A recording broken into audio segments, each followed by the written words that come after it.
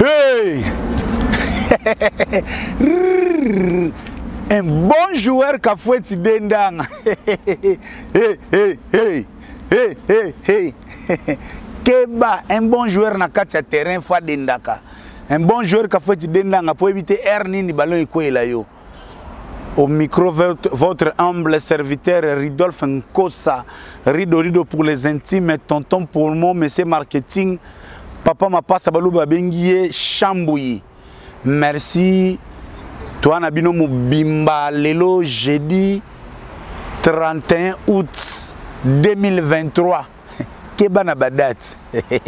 Parce que c'est connu de tous, il y a des artistes qui ne maîtrisent pas des dates. Le jeudi 31 août, tu es en sous na mode pré-enregistré des cas par rapport tonton pour moi les polyvalents tu as nos recettes c'est belé ah ouais bika ils chaîne multidimensionnelle mon toya na tantôt il a pré-enregistré monologue tantôt na décryptage avec invité tantôt descendre sur les lieux tantôt magazine ndengi to boutique beta CG katakata on a une idée à format magazine donc à la TP. Je vous promets, Borozoa, toute l'histoire de Weranson na format document.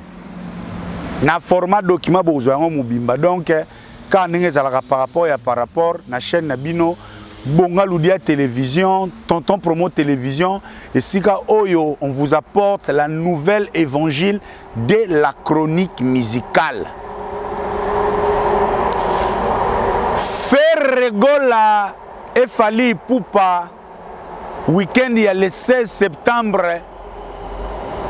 risque de cloisonnement na États-Unis. Mingi na Chicago. Encore Mikolo Golo bazana nzala ya fara basila na kaka na le fils de ma sœur. Golo bazana nzala basido. Ebi ko se pour na Golo ko. Donc, au tché bandal, ba yelio 20 mai, au tché boye, ba yel, au tché yu arena, ba yelio le 25. À ne pas confondre avec le suivisme. Pour mon andenga code, ebi goloa a ananzala ya triomphalisme. Pour goloa ba nyonga ye trop. Depuis ba analyse ya ba Vincent Chilouise na format ya kala, ti lelo. Naba chronifaliste tout ba nyonga di Gaulois tout donc depuis Gaulois Téléma la Mouka a comment réuni autour du grand prêtre Ferregola donc Gaulois azana nzala ya kosila na l'empire du mal Ferregola le 9 septembre na Katia Mwanda la semaine d'après sauf imprévu Ferregola na kati États-Unis. Fali Poupa la même semaine live na Frima. Live na Frima siko eturo ekozala susu nengeni est-ce que kozala Fere azobeta na Frima wera Fali azobeta na Frima Fere azobeta na komoko to ekozala Fere azobeta est-ce que Fali Poupa komema gezi mawete anti souci na ye po to yebije soki fera na grandoule Fali Poupa beta katina gezi mawete ndino baka je ne crée rien les faits sont sacrés je ne fais que des commentaires et en lelo na développé par rapport Dynastie volume 2 fuite ya pamba est commis viral na net particulièrement na TikTok po tokabulisko mukili Tokabuli mukili ba Gaulois bakangi TikTok Gaulois na TikTok mama ye partout kaka soleil fit Ferregola ya 30 secondes ceux qui 20 secondes en nzembo comme viral Pikas Mayambo mutunanga ba kalingi yepe na réseau Al-Qaïda ya les padres est-ce que nako tangona panza tona et na simba côté na sensible parce que je maîtrise bien les dossiers parce qu'il y a un réseau Al-Qaïda oyo ils ont se tourné autour de Ferregola aujourd'hui oyo air moko bossa na ba objectif parce que Il y a des gens tellement incompétents qui ne savent pas faire leur travail. Oyo lelo ba komi ko utiliser réseau défense et sécurité na compte ya ko diaboliser batu. Parce que Pikas Mayambo a failli être la victime. Il y en a batumo ba tellement incompétent na ba rôle na bango. Soko tali rôle na ye, avement incompétent. Mama kasi na ko créer les batu mercato. Que soi-disant c'est Pikas Mayambo qui aurait fuité les sons. Banga Nzambe ko. Banga Nzambe, apprenez à respecter les gens. Apprenez à respecter les gens, bosa musala bien, sobo kokate na ba fonction oyo bino boyebisa batu. Pourquoi boyebisi biso oyo président ya ba fanatique? Moyebo komate, moyebo sala réunion te, ozana sagesse te. Al okimino côté réseau Al-Qaïda. Pourquoi yo chargé logistique y a fait. Oyebite c'est quoi la logistique? Comment est-ce qu'on organise la logistique? Et ça boye. Si quoi tellement so ko musala te okwei na réseau Al-Qaïda. Le réseau Al-Qaïda a été créé pour la défense et sécurité des intérêts des Ferregola. Ça n'a jamais été créé pour na kokomisa guerre au sein de l'orchestre Ferregola. Keba. Lilimbuyi bazo utiliser au mabe. Bato bazo tindaka yo ofingaka bato bazo contribuer à l'évolution ya fere keba na kokota na ba guerre personnelle. Nazo tia musapinanga boye parce que c'est un dossier que je maîtrise bien. Moi-même Ridolf Nkosa j'en étais une victime. Lilimbuyi baloboza soda c'est vrai. Mais keba na kokota ba conflit personnel ya batu. Pikas Mayambo n'est pas un saint, je ne le connais pas assez, mais je persiste, je mets à ma main à couper. Je ne pense pas que Pikas peut fuiter les sons. On a ça la combat à Valère. Nayebi, ceux qui veulent la tête de Pikas Mayambo, ce sont les mêmes gens, des incompétents. Oba Kokamusa na bangote, lelo babatami na réseau Al-Qaïda. Où est tonton promo le Mvuluzi, journaliste indépendant les Bouledoc.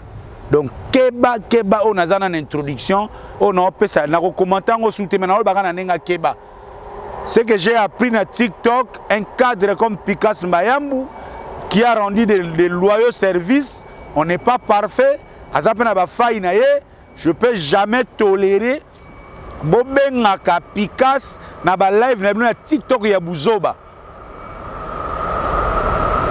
Les deux mamans fauteurs de troubles de G7.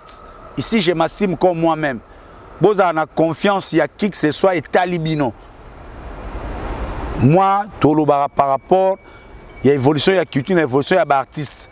Les deux mamans d'orchestre à faire, ont besoin d'utiliser les limbouilles pour régler le conflit personnel contre les bateaux, pour un positionnement. Apprenez à faire votre travail. Ce que vous avez chargé, il y a Sougoula Bassani, Sougoula Bassani. Si vous avez chargé à la guitare, ça la guitare. Si vous avez cocaté, démissionné. Pour utiliser l'imbouité pour la guerre personnelle. Pour ils ont fait ça solo à Mabé. Kofi Olomide Keba. Kofi Olomide fit Isidore Kwanja, directeur de la francophonie. Ayako sala nini? Kofi Olomide fit Isidore Kwanja. Qu'est-ce qui se prépare? Est-ce que tu as un glissement à la francophonie? Tu as par rapport à wa héritier Ouattara Gogan Yantembe samedi au Azamu Bimba na stade Vélodrome de Kitambo. Héritier Watanabe Gogan en entendant chemin de la gloire au Tozoko Zela. Héritier Watanabe Chitasima. Par rapport à la guerre d'occupation pour niveau guerre il y a un concert public comme na Kisasa na ebisi bino nzoko mbango ngubu mbango oya tikali sima mwasi ya ligorodo hérité wata abengisi ba spiritas tout samedi oyo le 2 septembre dans le stade Vélodrome de Kintambo. Tout commenter. Où est Ranson Ndiama de la Forêt? Un pas en Angleterre, un pas à Paris. Finaliser mon route. N'a commenté les sous na version préenregistrée et puis n'a gazé les sous ba analyste ou ba comprendre le code T. Moi Ridolphe Nkosa tonton na bina pour gazement et ingérité. Ne pas confondre ingir et gazement. Ba gaza muto ya zo timba na ente o aza na retard. Ba inonsa ba ebele na magambo keba. Zomona mutatele mwana mubimba mais innocent mowe. Donc voilà, tu retournes. Ingayi. Est-ce que na commenté ma ambassade and play? Sortons dit. Donc merci to solara ndengezalaka par rapport à to solara ndule quand même tonton promo communicateur influenceur hermoto panzana ndenga code ke boko mona nga côté mo bono sur la politique si non sur la politique iko moi concept mo to développer na mikolo to bando développer ngo kini ya bana kini to bando retrouver ka biso de temps en temps na kini ya bana kini to so la pena makamne zo leka Namboka par rapport pour Keba. Beaucoup la mukaka boy coup d'état et salami les collègues qui diba. Il faut que l'énergie et tout la culture toi que non pas si tu t'occupes pas de la politique va s'occuper de toi aussi longtemps. La politique ne sera pas assainie, la culture ne se développera jamais. Là c'est scientifique. Commandant Cousteau Motema ya Tutungoi, merci infiniment. Lucas Mukonzaba Zombo tout na kati Angleterre, merci na yo. Christian Mbele les sponsors des sponsors na Bosanité. Robin Vwemba display en couleur les plus beaux garçons de l'Europe dit. Né Chapin dit plein de grâce les bourgeois gentilshommes à Paris. Amédée Mackenzie très fort Poutine. Berado Prince des Amounda les maîtres de leur maître l'ami du chef les milliardaires en héros na ole lomabe. Fefele la Mukonzi Aba San Salvador Nyon Sona Lobanini Gauthier Bel roi d'Angleterre dit ya Jean-Louis Mérita merci infiniment Nabino tout Jenny Ekila Gisèle Tati Mama Versace Motema ya Jiklo Winner non le Labino Mabedi Mimi Tonga la star Mimi Tonga la star encore Mimi Tonga soka Bouaki Abouaki mi pende sia zwa tatou ah quête loi maman présidente Jeanne Makonga likonga ya bolingo tout baye à ma gauche Nelly Tambola Bota sociale intelligence la fille en diamant à ma droite belle bride systématique automatique là où les romains s'empoignèrent dit azana eloko ebimisaka bitumba na mboka. Donc voilà un peu par rapport Saint-Matandou ayebi makamnazoloba Vinim Pela fiston Yoka mon ami d'enfance dit et ma mengali soit famille. Merci. Donc j'en commence par les premiers points de gâteau Kendara. Chers amis, ma solo ya said and play, c'est vrai. To moni vidéo, ibanda ina photo, nga utuna leli na bi code de baby. Mais par rapport Nathalie les 5 premières secondes de la vidéo. Non mon neti libandi ya said and play. Non mon neti maboko ya said and play. Le gars na mobile na été moyena yeba est-ce que micro o eza ya said and play to ya said and play te. Na monika micro moko ya mulai. Na compte sa spiritualité chers amis na talagi vidéo na tina sukate. Donc je ne sais pas ici certifié. Est-ce un montage? Tout c'est de play proprement dit. Mais je suis seulement allé plus loin. Pour l'andapo, 150 personnes bâtiment une vidéo, soit disant il y a said and play. Na meki kolanda réseau, il y a distribution, il y a vidéo wana, mingi vidéo wana ezobimela côté ya matete.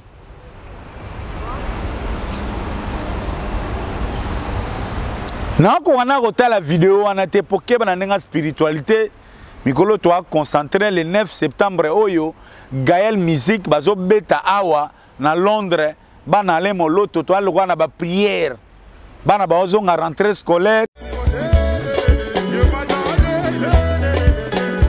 Bonjour à tout le monde. Bande konanga à Londres, plus particulièrement il y a North London, Tottenham, Chingford, Wood Green, Barnet, Walthamstow, Bakartenyo so tout eza koto yo. Eza shop nabino e fongo maki. Nasi bomonenga na video elekaki All Nation Store nga mettre seti na zongi suna benga bino boya belé biloko fresh chaque mercredi ba légumes ya fresh esokota ba safu ba nguba biloko nyonso tout. Encore une fois link moyo oleka to kabola ngopa batu nyonso tout pona online shopping okoko sala au fill up basket na yo au check out nena lobaki batu nyonso ya N15 N17 N18 na N9 to go yourself no delivery boya belé au Nation Store ezawana ezozela bino biloko fresh le mercredi puis dimanche après le sambo na 12h juste tozawa bakri surtout boya vendredi pe ba musulmani boya biloko la bino ezali. Voilà, on est là pour tout le monde. Voilà, merci beaucoup.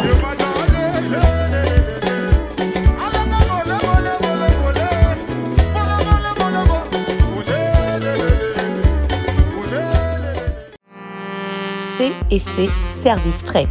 Pour envoyer vos colis à Kinshasa, Matadi a un prix défiant toute concurrence. Une seule agence maritime, C&C Service Fret. En France, 23 rue Anatole France, 94 400 Vitry-sur-Seine. Référence SK Exotique. À Kinshasa, immeuble Beaumaillé Musique, 2 rue des Avocats, Limité, 1er rue, Funa. Référence en face de l'église du pasteur Wallo. Les départs se font 2 fois par mois par container. Paris, Kinshasa, Paris, Matadi. L'enlèvement se fait à votre domicile en France. C&C Service Fret. Au Tirtembe, au Moniango. Vous comprenez donc, état d'esprit, mikolo to wana ba état d'esprit à ba prière. Totika bana nengni ba kozonga classe bien. Neti biso dimanche yo. Le 3 septembre na Bethesda Church pas évangéliste Baudry Mamona motema ya mama Betty Mamona tozana prière spéciale et action de grâce totika ba famille totika rentrée scolaire ya bana donc na très concentré donc ngamo na lela ba vidéo ya bonga ludia mais vidéo wana ya c'est un peu na Nathalie Ngote nanu Nathalie Ngote aussi longtemps na Nathalie Ngote moyena se prononcer clairement exact. Mais nous avons remarqué que mingi ba vidéo batu bazoti nango mingi batu ya matete ezobima mingi na matete na vitamine bulungu ezobima mingi na matete c'est den play nzambe na ngai prions na ebisaka bino musique eza ya kobeba. Je disais ça récemment et pas ya Gauthier Sei musique eza ya kobeba. Ngai moko votre frère le humble tonton Fomo. Bobi combien de fois nazwaka ba attaque ya mutakalisation mame situnga soki bakangi nga na video ya mutakala nga vidéo na nga mutakala ko fali pena ye moko azanga bande ko tinda edi badiata soule kauka donc mama munu mwana kidia mene gaye leki Nathalie Nkosa na ko sambwa vidéo ya mutakala toto promo façon fali ya ko kabulango gaye zabi kwa luzolo kebayo keba système a Koffi Olomide. Oh, zana image bimisat. Est-ce que vous avez na Koffi Olomide to akra manger? Donc bref, au kana kolo bakaka, c'est une play makambo e comme la carrière musicale et bandi. Yango de carrière musicale. Pour nous les mutakotik la autant zate. Na si bo mona ki même le 12 août aucun grand musicien n'a soutenu Seden Play. Dans la musique ya Congo, bandimaka mutu bindimela te, il faut yomoko opusa batu o vanda. Soki oyeka kana nenge boyeba déjà premier jour oyebo yemba. Premier jour oyebo koma yeba kozana ba adversaire keba na batu akala. Et surtout nenge Seden Play azo lamba chacho kitoko. Batebele ba o se plana ete. Yango na sko na code nanu baboma ye po balembisa ye et puis kaka air tozo annoncer kalate silikoti anga ye danse ya et danse ya silikoti danse anga ye danse ya i zambi sko ngani yeno ya na ebite moninga ko na ninga mabete ngaza kamta vérité moninga ba dossier ya mutakala na classe totanga kangote. Je jure ba dossier ya mutakala na classe totanga kangote. Donc ngai pena dossier ya ba mutakala esi sanga mayele. Na ebite so mutakala eza solo nzambe langa nzambe. Frank Stemai bino bozana expérience bo benga Seden Play bo pese conseil ko yaya. Papi Mboma benga Seden Play pese conseil bino bozana expérience. Michel Bakenda bo benga Seden Play. Hein? Inga ye bo pese conseil ko bato nyonso bozana Papi Mboma surtout yo balobi ke il paraît micro ngo o eza na vidéo wana eza à peu près lokola vidéo ya micro ya Papi Mboma. Donc on dirait na histoire mitaka na musique ya Congo on dirait Seden Play alinga comme tenant du titre ya micro na yebite ya bino bozana expérience wana hein vient nga biselele ba otipe ko quitter déjà bo benga Seden Play soki eza bongo bo pesa conseil Frank Stemai le mutakala no bima ko sala kinini héritier wata na yebi ke toi na ndule hein l'air au betaka je te lâcherai pas et ça la bo benga Seden Play bo réconforter ye ezala vrai ezala faux bino bozana expérience mitakala donc bo pesa conseil pour ngama yele suki na tanga ngote na classe ya bozo zela single biombo pa mutakala bimi bo salani. Donc bino bozana bolinga Seden Play bo pesa conseil na bino bo komana commentaire Seden Play faut asala nini après sortir makambo yo avant sortir ya silikoti. Mais ngana koloba kaka c'est dans l'épreuve qu'on se mesure. Vaincre ceux qui ont ligné au gagné devant entre la bénédiction et toi-même il y a toujours des obstacles. Courage à vous, Seden Play, brillant solo, je sac, bama ça tout au bon créer idéologie, courage. Ceux qui ont lembi a bokeko koma ba cordonnier, tout le monde a mutakala ya Frank Stemai, til la zaga soi-disant grand journaliste. Tout le monde a mutakala ya Papi Mboma akoma DG na B1. Tout le monde a qui mutakala ya biselele ba uti ko akite lobi ozwa sous poste. Tout le monde a mutakala ya wata tozwa ka mi ange mi démon.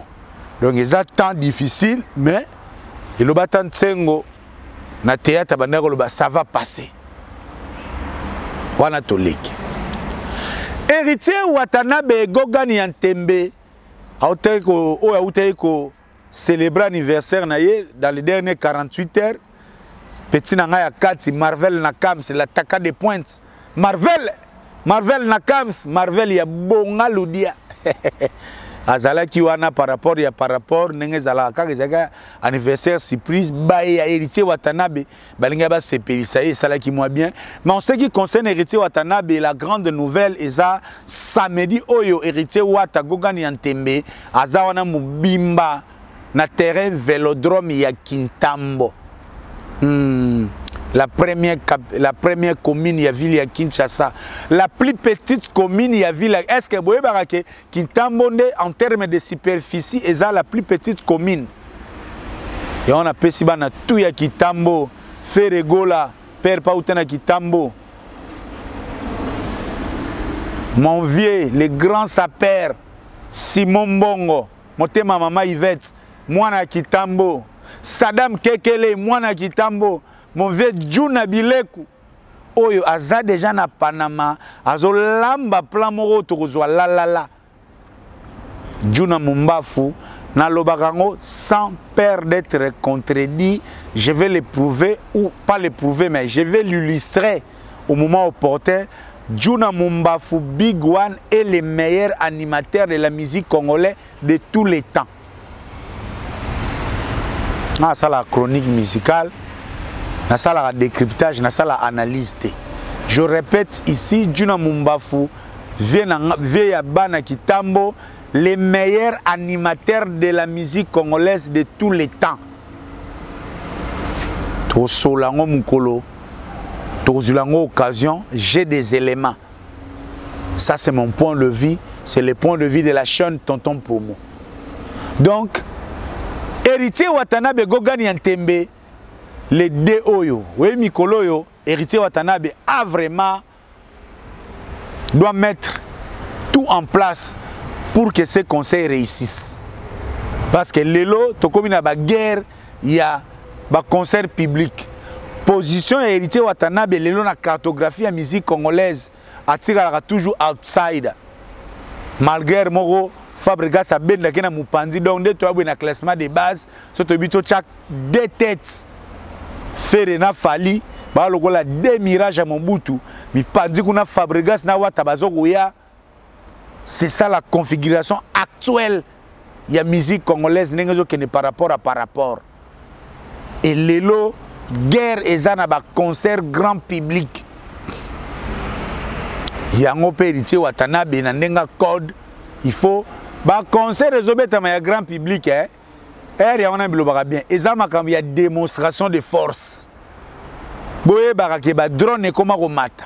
Donc ba spiritas, bana tout ya wenge, ba fanatique, ba amoureux à bonne musique, ba ovale la héritier Watanabe. Ne venez pas nous faire des commentaires ici au Tonton Promo wa. Nous là on accompagne l'artiste. On est là par rapport les lots jeudi, peut-être lobby vendredi.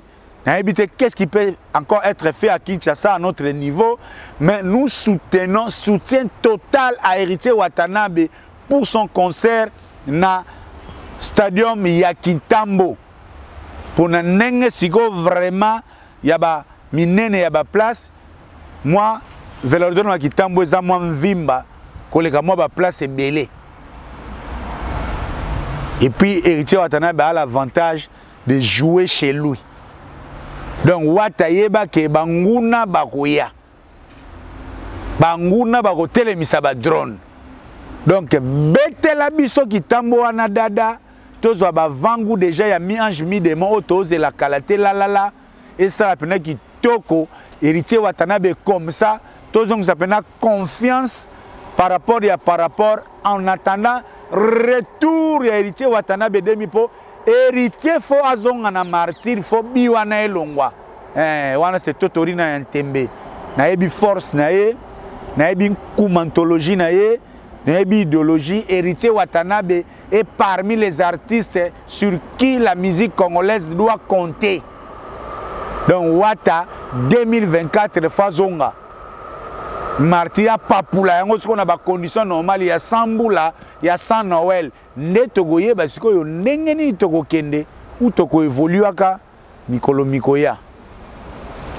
Bo sanateka samedi wana gez mawetepe na ndenge kaka ya code Hazana Mobimba na terrain GD par rapport neka musique ezoko kende. Na musicien wala taraba masque na bosani kombo na ye. Yazana Masina. Rebo Chulo, Mama na bango na Inos Biba hotel Jago Niata na Aqua Splash elekaki kitoko. Première partie Rebo Chulo, deuxième partie Inos Bi couple à Bastard. Malgré l'envoûtement de l'Empire du Mal, malgré les agents de l'Empire du Mal, Bolingaba Bomakod, harmonie à Rebo, na Inosbi, baza toujours Mobimba, ba okumbe la idéologie par rapport. Donc wan eza masolo ndenge zoko kende la na ndenge ya système de jeu. Kofi Olomide le grand mopa au Songa Mbeli, papa na Didiston, papa na Minou, yaya na Mama Rifa na London, Mama Rifa motema ya papa Roger, Kofi Olomide yaya na Sandra Kazadi. Sandra Kazadi, bongo Sandra Kazadi mikolo na TikTok azalaka na ba bebe. Sandra Kazadi mutu nanga benga ngako ya Sandra Kazadi lisasi ya suka po boyebi Sandra Kazadi soki lisasi na ye raté c'est que tokufi po yende lisasi ya suka na ndenga code. Koffi Olomide, félicitations d'abord, il était absent pendant les obsèques de Papa Rolls, les CPI, les DCI pardon de Latino, communicateur international. Koffi Olomide a été, mais finalement Koffi Olomide a eu à recevoir à Koutanina la famille Papa Rolls na nenga Kinshasa na cadre kaka ya encouragement. C'est ce que nous aimons hein. C'est encourageant et ça la moi bien. Mouta chroniqueur, tu peux ça rappeler énergie, tu rappelles ba risque pour les musiciens ou ba partenaire na biso et ça la rappelle moi bien. Et moi retour des années matin à Papa Rolls. La délégation de Bonga Loudia était là avec l'intraitable Marvel Nakams, a Tikipe Flair, a Tikipe Kombo na ina kaye. Pour n'engagera par rapport donc Bonga Loudia était présent na matanga ya ben de son na Papa Rolls. To Tiki Flair, to Komipe Kombo na kaye, kaka nenge ba solo la na matanga. Pour nous, nous ne faisons pas la guerre des personnes, nous faisons la guerre des idéaux. Tonton Promo n'a pas d'ennemis, Tonton Promo n'a que des contradicteurs. Tonton Promo s'occupe des amis et Dieu s'occupe des ennemis. Je n'ai pas le temps de calculer les ennemis, ça c'est l'affaire de mon Dieu, parce qu'il m'a dit gardez silence, il combattra pour moi. Moi je m'occupe de l'amitié. Et Dieu s'occupe de mes ennemis. En ce qui concerne Koffi Olomide, l'actualité d'abord, c'est dimanche 3 septembre. Koffi Olomide, toi, Moubimba, les millionnaires. Talaka bilenga Koffi Olomide na centre vite viva yango kala musique à tchatcho boyebika ndenge ezalaka musique ya noblesse, musique ya bourgeoisie, musique ya bolingo. Po ye moko nanu Koffi Olomide mikolo azo dégager bolingo.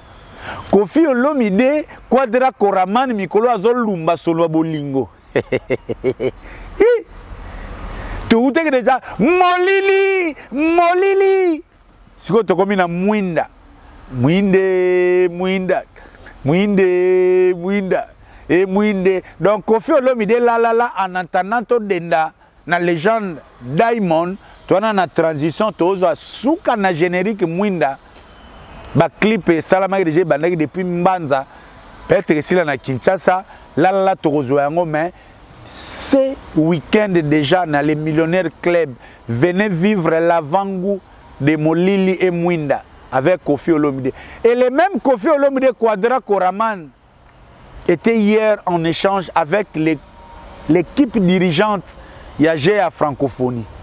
Parce que n'oubliez pas que les G de la francophonie a légué au Congo des infrastructures et a légué une vision d'accompagner la jeunesse. Et Koffi Olomide, en sa qualité d'ambassadeur de la culture, voudrait s'imprégner un peu de la philosophie et de la vision du comité directeur de la francophonie. Yangwana akutana kina Isidore Kwanja. Oba warrior ba yina Isidore. Ndeka Isidore Tchaki o fera beta clôture. Ba warrior ba yina viewana. Mais le culturel trouve en lui un sens patriotique. Il y a quoi accompagner la culture congolaise. Donc, ma solo les gars qui toko, Jano Kabouya Zagi na pointe, Koffi Olomide va sololi. Ce qui, par rapport à la restitution à l'ISO Nabango, on comprendre que il y a un projet en cours où le comité organisateur il y a joué à francophonie, na cartel latin à travers Koffi Olomide, bazo préparer un projet par rapport à la jeunesse. Talara Koffi Olomide, azo zéro. Quand le grand mon père mon aïba minda wana yoka ba matos penda skol Koffi Olomide lingeli yango boule quand tu Koffi otiki lango temps bino boyebi Antoine te bino boyebi mwana mama mite otiki lango temps donc Koffi Olomide azana mubimba par rapport wana c'est concerne Koffi Olomide donc tozelaka vous qui êtes à Kinshasa bino bolinga lisano week-end particulièrement ce dimanche dans millionnaire club moi tout en mboka ndeka ezalaka na compte pour clôturer ba vacances ça la moi bien taka musique à tchatcho taka musique à tchatcho et ratakate wana kutu disque demandé à ba mère eza yele disque demandé à ba maman eza yele pour jusqu'à preuve du contraire l'artiste le plus adulé par les femmes la musique congolaise s'appelle Koffi Olomide. Même si tu n'aimes pas Koffi Olomide, ta femme aime Koffi Olomide. Soko kutani na mwana mwasi alinga musique à Koffi te keba. Soki okutani na mwana mwasi alinga musique à Koffi te keba. Utala bien. Donc là en ce qui concerne les quadra Koraman sont embellis. Weranson Ngiama de la Forêt presque en fin séjour ici à Londres. Masoyezo le kakitoko nous le betamaki. Weranson na kati à Londres nezibino fixé moko.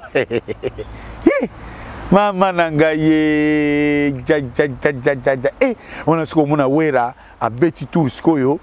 Ce que l'on a zo sepelako tala nzambi kwa luzolo. Bosambela apona biso. Samedi, où est Rabeti Ndoule? Dimanche, où est Rabeti tourne à des terrains, avec invité. Il serait un barbecue, c'est un peu mieux que le système à terrain, barbecue. Moi, je suis lemba, moi, Kamundele, moi, Ntsuni, moi, Loga Bololo. Où est Rasson à Wembley, et où est Rasson à Kitaki à Edmonton. Et si on va Berli Djogo, Banama et Belé, Aimé Salo, Bazala Kiwana, Thomas Mbouya. DJ Magic, les sons de Londres, Toko Baba, Patrick Kaba, les mannequins, Zalaki Wana, Talaga Patrick Kaba, Yazana pas joueur. Robin Voué, display en couleur, Tozalaki Zayakina Bangwana par rapport, Sylvie Mayo, Tozalaki na Bango Wana, Nandenge Yanteke, Prince Monzale, Papa Lupangu na pointe, donc j'ai Keneki Toko. Bana ya Londres babengisi Weranson après concert na ye pour ba rassurer ye que baza derrière Weranson et puis ba ko appuyer ye na musala na ye comme artiste congolais. Ba image zawana tonton promo ezaka toujours prêt à l'appui par rapport. Et là en termes de programme dans 48 heures Weranson de la Forêt na 142 kunta wewa Baokatsa Mbanza na Panama na Paris pour compléter finissage ya Moroti. To komi na niveau ya Mabanga. Weranson azokende Paris ba fungula nzungu ya Moroti ba chuba mwa 2 3 4 Mabanga. Yo ana business, we budget. Sakane, tuna adabo mbole. Abima, les premiers députés les plus élus de la ville de Kinshasa, Ligola Libanga. So ebo sela Libanga te talio tuna commandant Cousteau, tuna Tutungoyi ayebi code tuna Schubert Ngele ka la stabilité na petit na Gabin ya Schubert Ngele ka tuna Martino Kongolo. Tuna Papi Bipale, tuna Vienanga Camille na Acne, tuna Pascal Chioka l'inoxydable. Donc, Weranson finissage ya Morote, to komi na niveau ya Bamabanga, yangwa zo kita Paris par rapport. Lundi, mardi, Weranson azana Kinshasa, po Werazo kene sous Kolwezi. Wera ok sous Kolwezi. Mais, Keba. Avant Wera Bima, Keba Wera ko solana tonton promo. Keba Wera ko solana dio tonton promo Théophile Munganga pour répondre à ma préoccupation et belé au bino ba na maison mère bozanango. Donc restez connectés, restez branchés. Keba émission na quotité. Ngapes qu'on a émission na quotité. Na nous peut to sali angote. Et yeba ni peut so to sala émission mais Keba mingi yangyama alingaga soka sali masolo na Londres aleke pa ya tonton promo a fixé l'opinion donc Wera azonga Kinshasa na émission na ye classique système ya bave lukuku sample. Mais pona bimana dossier ya Weranson na lobaki yango na live nanga na ko confirmer ka awa oui Weranson a bêti na ba condition où ils a hésité. Oui, Weranson a bêti na condition oyo ezo kokanana kombo na yete. Ça on sait. On tolère, on accepte les fans d'un camp ou d'un autre. Un warrior peut dire qu'il fallait avoir danger. Il fallait avoir un stade dans des conditions. Jamais il fallait avoir une condition. Un Gaulois a colobate, Sankarapa Kende na faire mabe, Werazui, n'a beti na podium wana. Wana eza débat ya ba fan. Maintenant tonton promo nazo telemela pe na ko telemela ka toujours ba analyste. Na yebsa rabino musique ya Congo ezo senga analyse te po kende libela. Musique ya Congo ezo kende mabe ezo senga décryptage, ezo senga profondeur parce que une analyse belle, bonne soit-elle, une analyse ne reflète pas forcément la réalité. Et Ramsès, c'est un bon analyste. Aroya, sur base de données, à Moni, podium à Mouké, à Moni salle ya basket, na analyse à Roloba, oui, salle oyo, et kokana na kombo ya werate, Azan a raison. Est-ce la réalité? Est-ce cette salle, cette condition-là de concert réduit le nom de Wera? C'est là maintenant que les débats commencent. C'est là maintenant que les débats commencent. C'est là maintenant que moi, tonton promo, il gère de la presse à ma qualité de haute autorité. Je demande à la presse une certaine responsabilité. Parce qu'on a eu de presse, des médias ici, qui ont marché, piétiné sur des œuvres comme Regarde-moi, à cause des analyses. Regarde-moi, Fingama, ah ouais. Regarde-moi, Fingama, Likola, ba streaming. Ba faire regola, ba Fingama, na Regarde-moi, Likola, ba streaming, à cause des analyses. Très souvent, des analyses qui ne reflètent pas la réalité. Na yebi tumalangane na bundarango, na yebi skato uti. Yango nazolinga ko pesa occasion te na ba analystes théoriciens qui ne connaissent pas la réalité des choses. Oyo pour des besoins égoïstes sont en train de tronquer, de trafiquer l'image des artistes congolais. Nana sala rabitumba ya ba idéal. Je ne fais jamais la guerre des personnes. À ne pas confondre avec des conflictuels. Parce que la réalité, c'est quoi? Weranson, on a opté que Weranson joue dans ces conditions. Un, pour barrer la route na spectre oyo bande combattant balobakake. Il y a une décision en Angleterre oyo eboya musique ebetamaka. Cet argument-là, ils ont pesé yango salaki entre autres batebele bazala décourager. Et nous autres le culturel, il faut ton bunda pour argument wana elongwa. Il faut qu'il y ait un courageux. Il faut qu'il y ait un musicien qui est prêt à se sacrifier. Il faut qu'il y ait un héros comme Weranson qui peut s'oublier au nom de la culture, au nom des musiciens congolais, que Weranson descende bas, jouer dans ces conditions pour que demain, vos artistes que vous soutenez viennent encore jouer. Je rappelle l'information. La salle a été louée à 14 h. Concert prévu à 19 h, 20 h. Quand est-ce qu'on va installer les lumières? Quand est-ce qu'on va installer un podium? Quand est-ce qu'on va installer les instruments? Un CEP, ça la calcul mental na mitou na bino. Yango nazo condamné fermement ba journaliste oyo bayaka na ba concert te o basala ka reportage te. Pour journaliste o ayebi combien de temps installation ya ba matos ezwaka. Journaliste o ayebi combien de temps ko monter podium ezwaka a kosala analyse lokola fanatique te. Pour votre information, cette même salle-là, Kofi a joué là-bas, avec Naba Fali compris, Papa Wemba joué là-bas, Wenge 4x4 et Betawana, Maison Mère et Betawana. Parce que une salle, on l'embellit. Vu le retard de la réservation de la salle dû au conflit avec les combattants, Weranson ou son équipe ou les producteurs n'ont pas eu le temps d'embellir la salle proprement dit pour les concerts. La priorité était devenue, il faut que Wera joue en l'État anglais. A soit argument de plus, il y a un concert que Wera a une interdiction.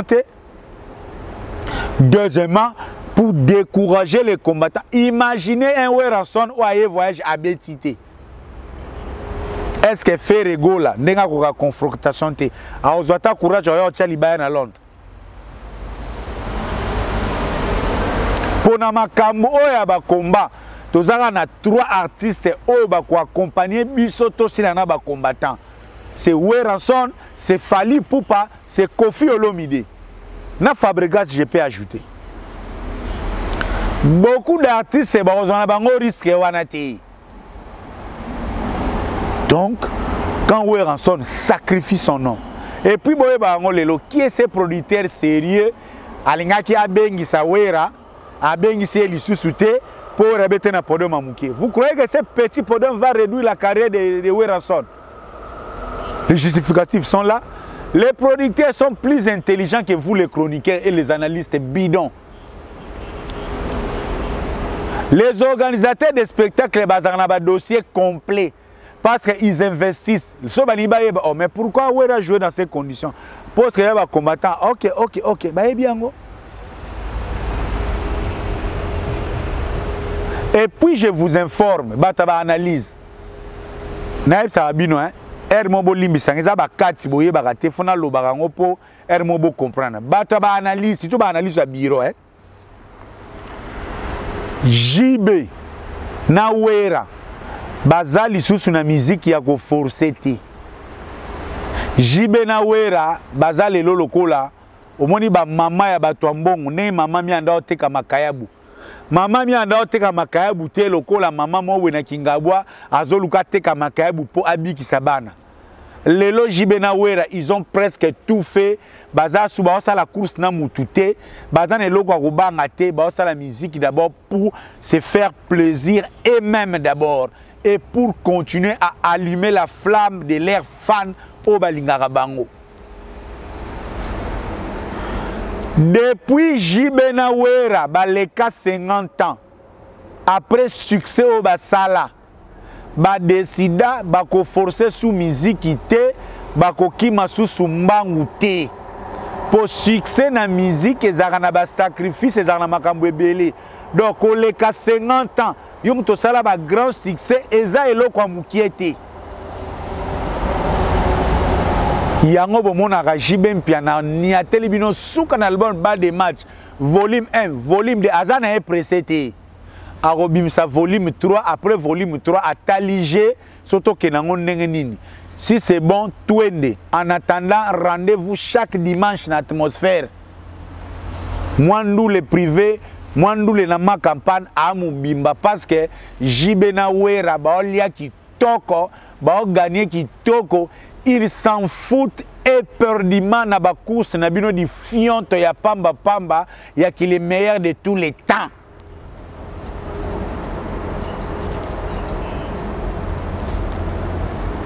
Bana na bino bazo kima mbangu lelo na bakomi na 50 ans te. Ba musuku tuto yebite soki 50 ans ba koleka yango. Donc musique et mystique. De même pour Kofi Olomide.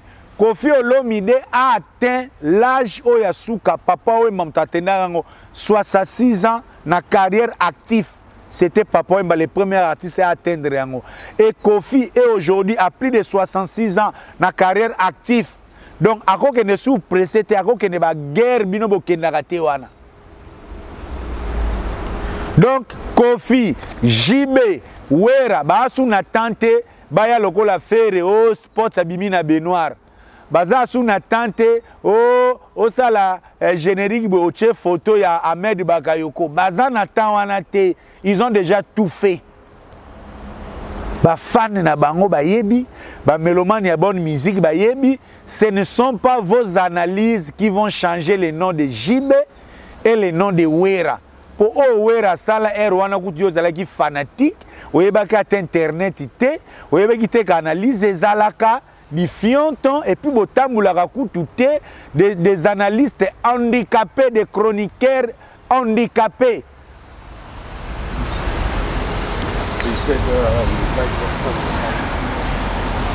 Yango bozoko bomisaka bana yango ba mususu bakomi kolongola bana na batatu likolo ya mbango yango ba misa bango beta ba concert ya mbala kata JB na Wera ba asuna batawana te.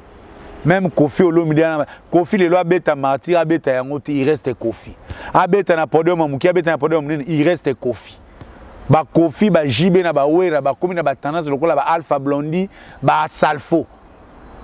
Ba beta musique ya maintenance ya se faire plaisir tout en gardant le respect de l'air non selon les contextes. Donc libre à vous de réfléchir comme des fanatiques, mais la réalité est que Weranson sort de Londres comme un héros. Face à Bitumba ya ba combattant Wera abeti boyebi degré ya libaya o ezalaki wana te. Mboka na mboka ezaka na réalité nango. Combat ya Paris eza combat ya Londres te, combat ya Londres ya makasi. Venir à Londres ko beta pendant 2 heures du temps devant ba combattant, devant au kito comme ba lettre. Yesa telemi wana. Papa Boniko Hermobino Bamsuba no kangabino bandoki na ba analyse.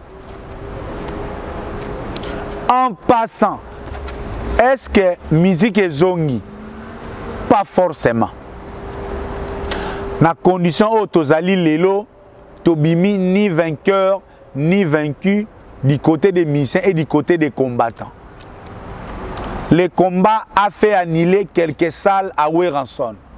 Weranson a fait empêcher aux combattants de manifester contre son concert et il a joué toke match nul.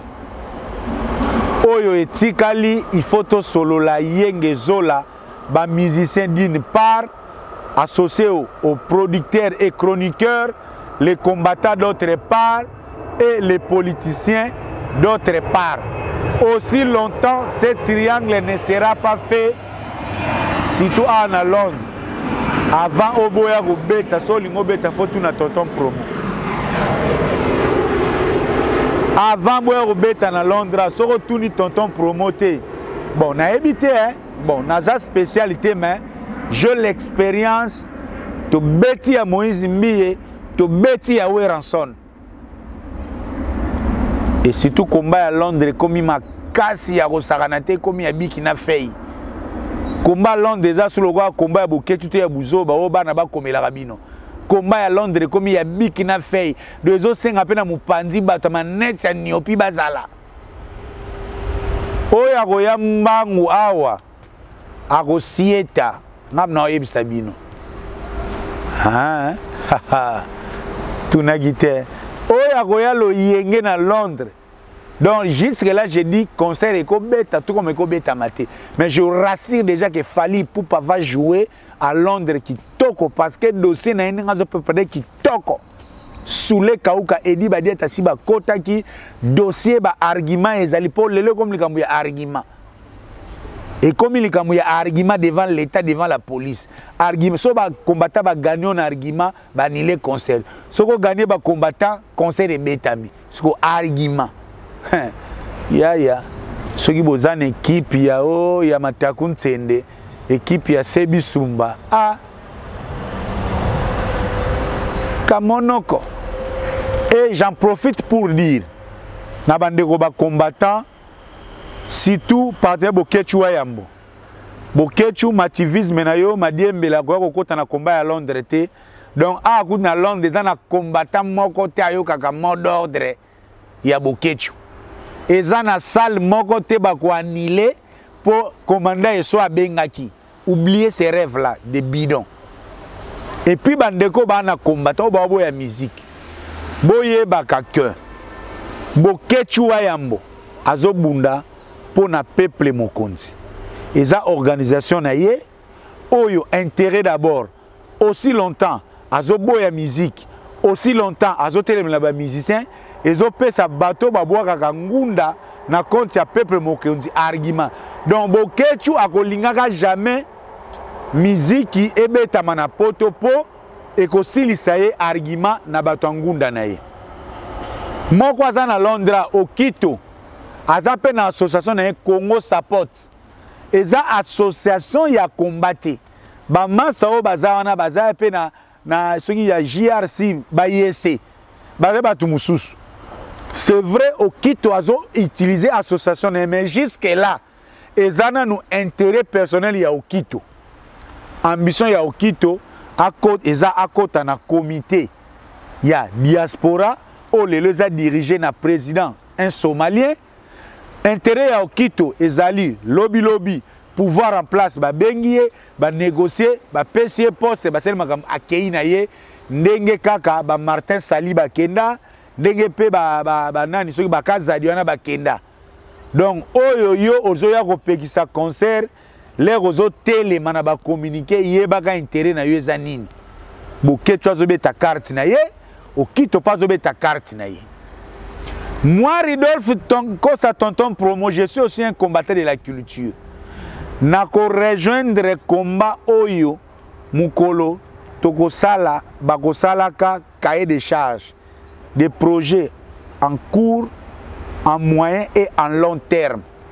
On si lota combat et kozala Moïse Matuta Beti boyete nani mwana mwasi fiston Mbuya Beti boyete Moïse Mbiya ye boye Wera ye boye Falia ye boyete Fabregas ye boye Deplika ye boyete nga na ko rejoindre combat anate et puis ngai na ko pesaka bino raison mukolo bokola kisanga a na Londres lettre oyo la police andima apekisa musique les restes eza ba guerre d'opinion mais na lobakaka avant tout ça la combat ya bien photo bana ko recenser d'abord bana nini bazo briller na l'école a na kat Angleterre pona combat dans un combat on n'arrache pas tout. On place les combats même dans les temps. Martin Luther King a Koufa, yete mutamonara, ba droit civil y a américain. Mais Martin Luther King, son combat était couronné dans l'élection ya Obama parce qu'un noir enfin a dirigé les États-Unis. Combat à Martin Luther King. On ne fait pas un combat pour voir vous-même les changements. On fait un combat pour l'avenir. Mais pendant qu'on milite pour le changement d'un pays, je ne pense pas qu'on doit brûler sa culture. Parce que la culture, c'est ce qui fait de nous des Congolais. Timba na un, na des retards. J'en passe pour en venir na dossier Fally Ipupa et Ferregola, des artistes congolais oyo. Bazo tindika masolo na pointe lelo par rapport des attaquants de pointe même si le fils de ma sœur a wangana et pas Marius Muunga aefa bina za conquérant nga za conquérante bamiko saka en fait moi ma vision musicale yo mutu lobio lobaki ozana adversaire te ozana adversaire te siko lelo biso toza partout elaki sini biso toko beta partout soki wapi bambwakela nyonso oyo le fils de ma sœur na podium akomi lokola Luambo akomi lokola frère Patrice na Banzebo mokolo moko pasteur moko ngebe nano lobite nanu olobite Fally Ipupa et en passant nous l'avons appris tous que Fally Ipupa venait de perdre son ami intime Gauthier Wing. Nous partageons la douleur comme des Bantous, comme des Africains, comme des Congolais. Les malheurs de la famille Ewing ou Gauthier Wing, c'est aussi notre malheur. Les malheurs de Fally Ipupa, c'est un malheur que nous partageons vraiment. Mais moi, je suis l'oncle de Fally Ipupa. Vous connaissez mon combat, quand bien même je suis très mal compris, dans le sens que non quoi lingaka été, mais moi je m'occupe là où Fally Ipupa est faible, pour qu'il devienne fort, que demain, qu'il puisse réellement bénéficier du résultat oyo yazoko mérité. Et que lelo na internet, soko koti na chaîne ya Tonton Promo, il y a des décryptages et des décryptages. Lelo chaîne ya Tonton Promo ezalokola une bible. Si tu veux devenir analyste, bon chroniqueur, il suffit de passer sur la chaîne de Tonton Promo. Tala ba vidéo na yakala. Il y a de la matière. Lelo na musique ya Congo. So lingo ma chroniqueur kende na Congo mokili. Tala ba émission ya Ado Yue pour ayamba batu akala ebele, il y a des révélations et des révélations. Yaka na chaîne Tonton Promo. Tala ba décryptage. Si vous avez lelo ba analyste ebele ba koti ba live, ils ne font que répéter ou ruminer tout ce qu'ils ont avalé de Tonton Promo. Parce que na tongo déjà te posa ba base. Donc il y a 3e année musala yango, mais le travail est tellement profond que on a presque mis tous les 4 coins candales où il y a la chronique musicale, où il n'y a jamais chronique musicale sans passer par Tonton Promo. Je sais ce que je dis, avec toute humilité d'ailleurs. Ahmed Bakayoko à Koufaka. Moi, Ridolphe Nkosa, Tonton Promo, j'avais dit, Fally Ipupa doit prendre un repos. Ne fût-ce que dans le baka, Fally Ipupa doit prendre des repos à il y a 1 ou 2 semaines. Or, ça ne fût-ce que 2 jours avant d'aller moko sans téléphone à se remettre en cause. Ata le sika outi, ata le sika komi, ata le sika linga kende. Et pourquoi na lobaka yango? Je rappelle encore ici à travers l'Iwaya Gauthier Wing, pour rappeler à Fally Ipupa ce que je lui avais dit il y a plus d'1 année et demie. Ahmed Bakayoko à Koufaki. Fally Ipupa, vous avez 2 grands événements.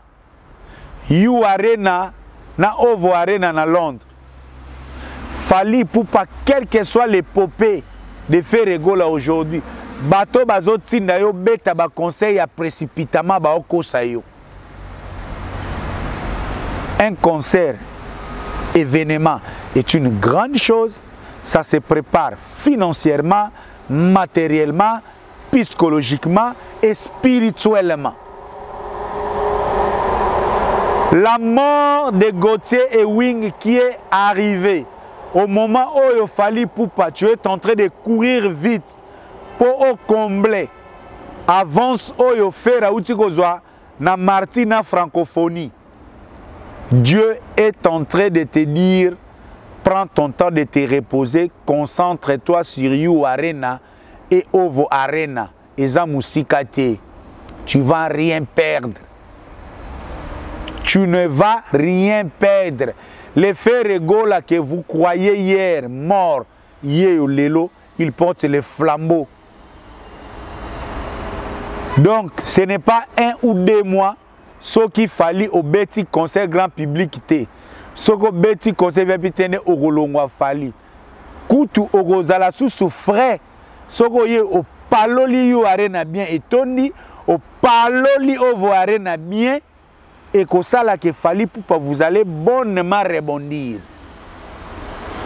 Le fait à Kokima Mbango, le col à faire à Bimagina char de combat, aux Abachar à Lukuta et bien à Batu, qu'on créé. Au bandaka ko tutana. Gauthier Mascotte, le super mec, PDG ya le Nox Music, nasi ozoyo kanga. Shina Mbenza, nasi ozoyo kanga. Ya Yves Njoli, nasi ozoyo kanga. Po, bomona aga tonton pour mabe, mais moi je touche des fondamentaux. Même dans la guerre, il y a des batailles qu'il faut accepter de perdre. Ferrego la azana remonter lelo à force ya ko luka ko coller Ferre au bana ko tomber na biloko neteleki na bandal On a pas ça commenter en sous-souté parce que ce qui s'est passé à Bandal est une honte. Vous pouvez beau défendre, mais fallu avoir un succès. Na Bandal, ba vidéo tout monaki, ça n'honore pas l'artiste. C'est un message.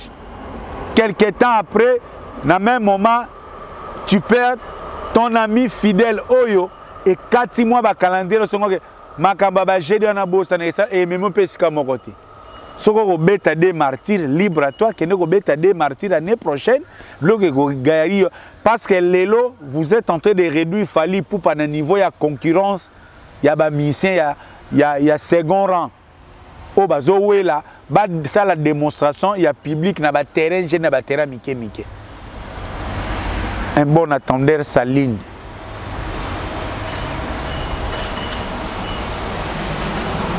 J'en reviens.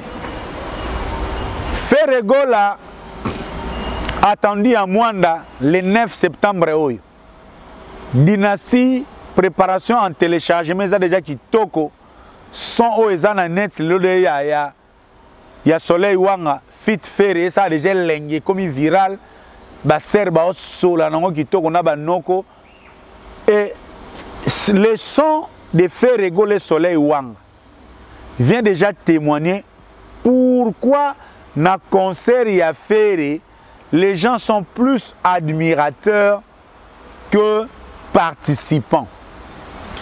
Bilengi Nzembo affaire tous les chanteurs à voir. Concert moi Zarabaka oyoka bango. Yo penza modèle soleil bazo yemba wana na affaire. Yo fan okoyembela wapi.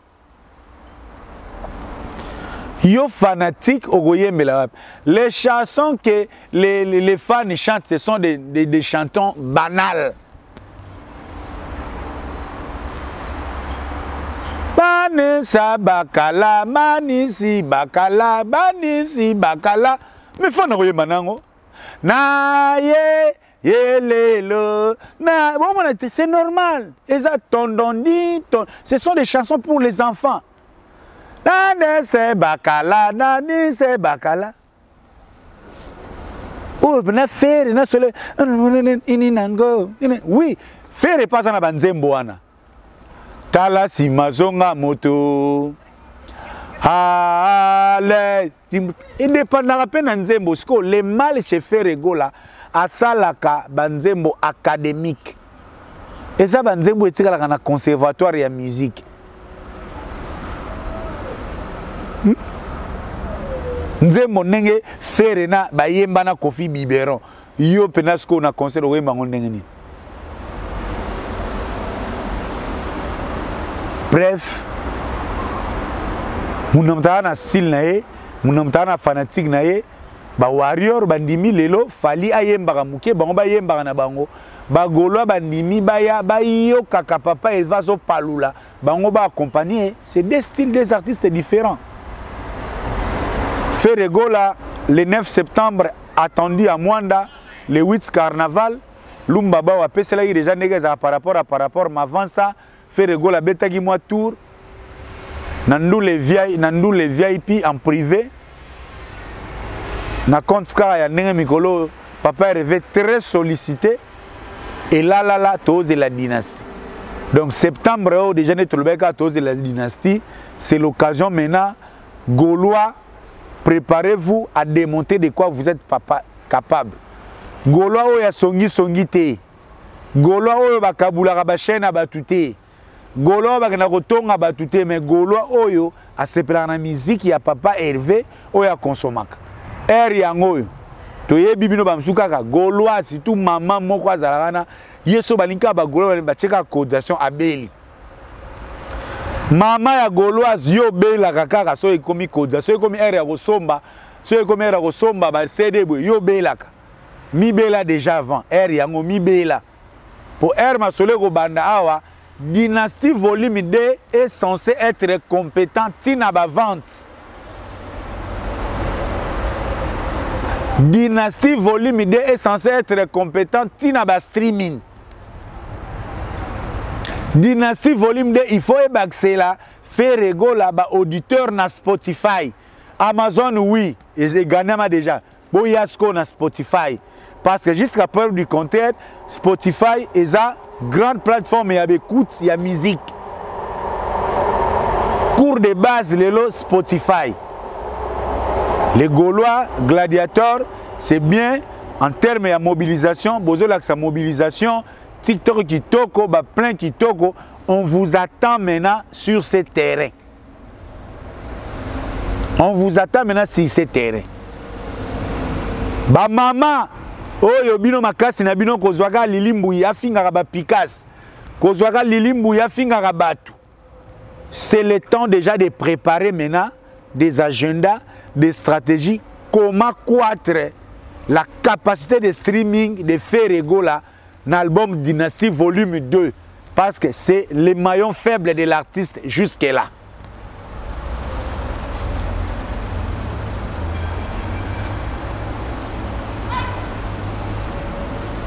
Dosez là. Calendrier Ferrego la aux États-Unis quand Tozwin Tsunga. Tozwin Tsunga, c'est sorti de Lumbabao, c'est sorti de Marc Aouz. Tozwin Tsunga, qui après le 9, le 16, il paraît, le 16 septembre, l'orchestre cher à Ferrego là est censé se retrouver déjà à Chicago ou encore aux États-Unis. Et curieusement, à la même période, le fils de ma sœur, je lu sur la page officielle d'Afrima, va prester en live parmi les artistes Borbeta live dans Afrima. Donc, week-end, il y a les 15, les 16, les 17 septembre, Ferrego et Fally Poupa vont tous se retrouver dans les États-Unis. Bon, c'est déjà presque connu, hein, le fils de ma sœur. Encore un jour, on a eu qui sakata na frima, que a kobeta. Mais là, c'est qui singai, oh Fally Poupa live na frima. Ah, playback to live. Il fallait comment beta live. Bon, je ne maîtrise pas assez. Bon, ba mission ouais ba frima ezalaka. Ata Barnabo beta ne playback, ba kenaka na ndenga live na compte kaka ya ko couvrir ma solo. Qu'est-ce qui va se passer? Est-ce qu'on aura déjà des dates week-end wana? Donc, ce qui week-end wana il y a le 16 septembre, date ya nous les gozala. Et ce qui fait rigolo la paix va voyager ndenge lumba ba on a marqué us balobiango.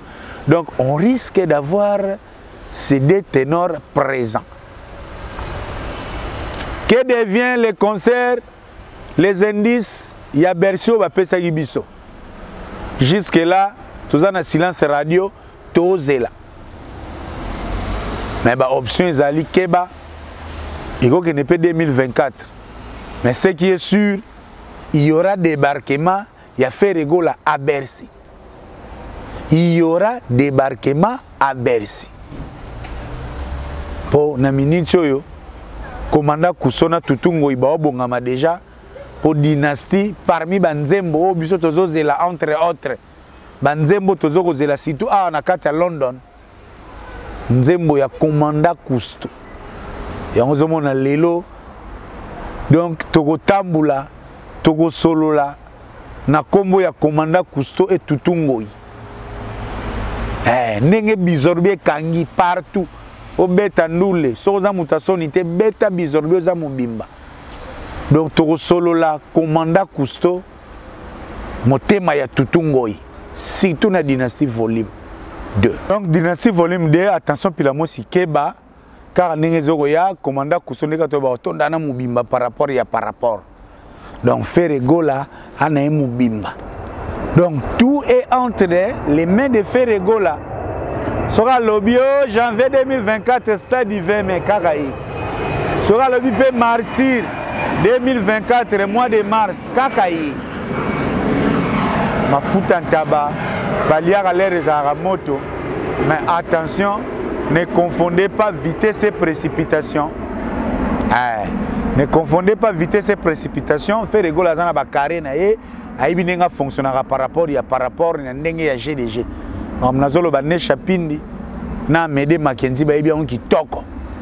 Donc, makambo eza ki toko, tozoza, tozaona, nous Ridolphe Nko sa tonton promo. Nous serons toujours là, l'arbitre international Tambidi là, pour accompagner. Parce que toujours mon ndenge na biso na ndenge ya culture.